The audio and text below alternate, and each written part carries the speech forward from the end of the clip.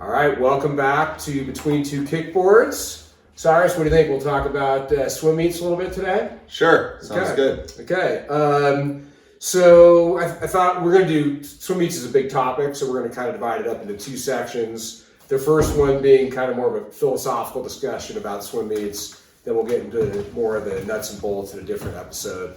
But, kind of first and foremost, Cyrus, why should I sign my kid up for a swim meet? What are they getting out of that?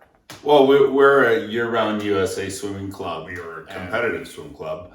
So I think in the progression scheme, it is good to utilize the swim meet experience to kind of get a jump start in that progression side of the competitive side of the sport. So entering a swim meet it's amazing how much technical experience and social experience they get by entering their first swim meet. It doesn't have to do with winning, it just has to do with going. Experiencing the social atmosphere, hanging out around the pool deck, watching the other teams race, watching the technique of peers your age. It's amazing. I mean, I've seen swimmers with no meet experience go to one meet and come out looking like new swimmers, technically. So first and foremost, I absolutely think entering swim meets is part of the technical progression necessary. So I remember having this discussion with you a while ago. Have you, in your experience, kids that don't go to meets at all, do they stick with the sport or do they not so much? Yeah, I've had, everyone's individual, and I've had swimmers that aren't competitive in nature, and we don't try to push, especially at the development levels. We're not pushing our members to go to swim meets. So even at older ages, do you, I would think at some point it'd be pretty hard to stick with this sport for years and never go to a meet. That's such a motivating piece. Yes. The whole idea of improving and dropping times. So it seems like if you're going to be in it for the long haul, which it's obviously a personal choice, it's pretty hard to do that without going to meets. Yeah, this is a youth sport, and competition is a part of it. Yeah. The whole experience of the sport, competing is a part. So it's very important as far as the whole package goes. It's very important to go to a meet eventually. Okay. But it's not like, all right, you're 8 years old, it's time to go to a meet. Yeah. It's very individualized. Sure. I tell a lot of new members, wait for the swimmer. Wait for your child or the swimmer to come to you and be like, hey, I really want to race. I like that. That's a good that's a good tip. And they will. They'll get that urge to do it from going to practice. Interesting. So as a parent, bring them to the pool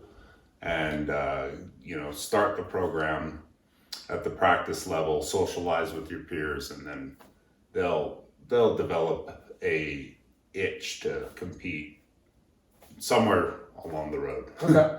So can you tell me a bit about, we've got kids on this team ranging from kindergarten to, 18-year-old kids.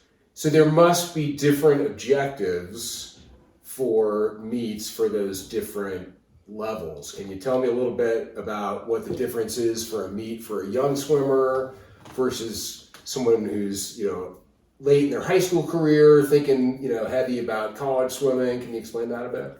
Yeah, so the whole USA swimming structure starts with meets without any qualification standard.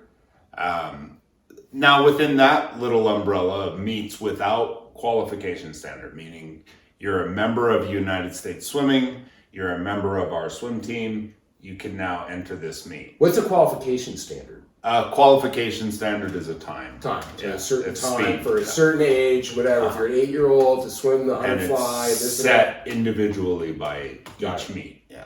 By event.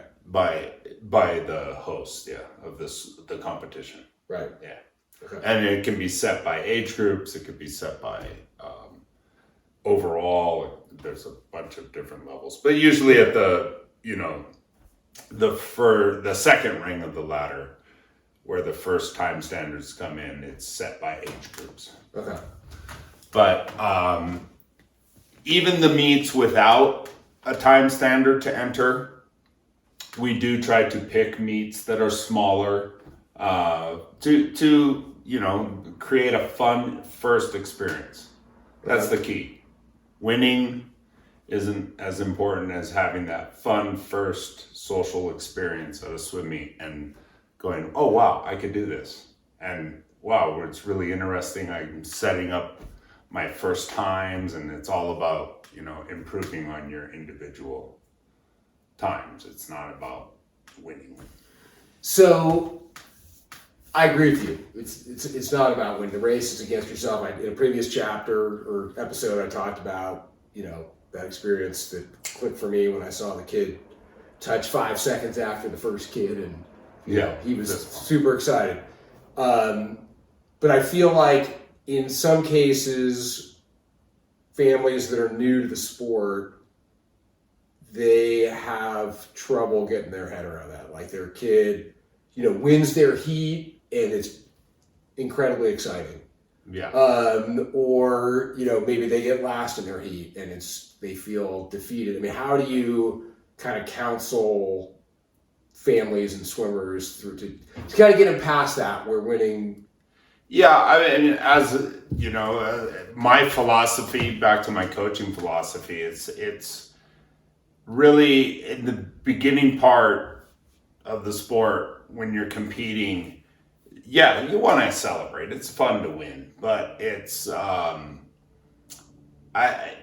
necessary to get too tied up in it, because it's kind of just a big flat run out before the warp wall at the end, right? Everyone can race down the flats at different speeds, different events. There's going to be different winners. You're going to run into, big fish, small pond, big pond, big pond. All of a sudden you have all these What does that fish. mean? Can you explain that? Big fish, small pond. You go to a little swim meet in Quincy, California, and you could have 6-7 months of competitive training behind you and crush it and take a couple heat wins and have a great placing swim meet. Right. And then you could go to another event that has no time standards in Sacramento. It's a much bigger pond, and you're going to have the same heats, the same a different group of 8 swimmers, and now you're losing. Right. And it's just a different pond. It's just a different makeup of competitors, and it's nothing to gauge progression on. Right. It's just an experience. So in that form, I try not to over celebrate. Of course, we want to celebrate the wins and the heat wins and everything else. And some swimmers really like it, right? Some swimmers really respond to that extrinsic motivation of getting a ribbon or winning a heat, or and we try to carry that enthusiasm. But there's a lot of swimmers too, a lot of individuals that are a little intimidated by winning and worrying about that, right?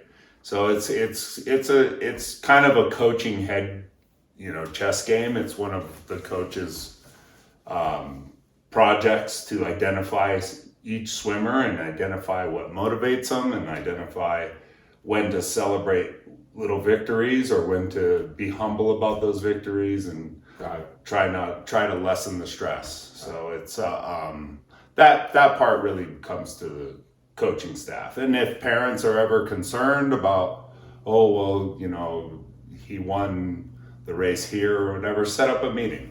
Right. Have an individual talk about it. But okay. All right. Well, I think that's good for this chapter. Yes.